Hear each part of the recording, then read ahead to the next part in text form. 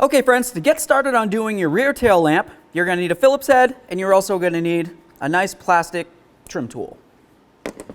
Use your Phillips head and remove the two mounting bolts.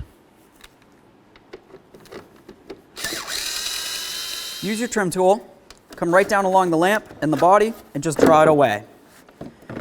At this point, we're going to remove the wiring. If you just come right here, you can squeeze on this tab right where my thumb is, and then you should be able to draw this off. Take a peek, make sure you don't see any funny colors. Next, we're going to remove this trim piece from the lamp itself. If you were to turn it over, you're going to see there's a little clip you do here and here. If you press down on those, just a little bit, you don't want to break them off, you should be able to draw the trim piece away, and you can do the same with these ones right here.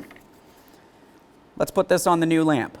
All right, friends, here's our new lamp assembly. As you can tell, we have to insert that trim piece. This is great because you don't have to worry about color matching anything. You just put on the piece that was already existing. Line up the holes, squeeze it in. Make sure it's completely clipped in all the way around and it's completely secure. Now if you were to look at the back side of the lamp assembly, you're going to see that there's a couple little pitons. Those need to go into these holes right here, okay? With that said, let's grab the wiring, connect it in, give it a nice tug, make sure it's secure. It needs to be secure. Line up those pitons with the holes that are on the body. And then go ahead and give it a light bonk just to set it in. You want to make sure it's lined up all the way around and your mounting holes are lined up as well. Insert your mounting screws.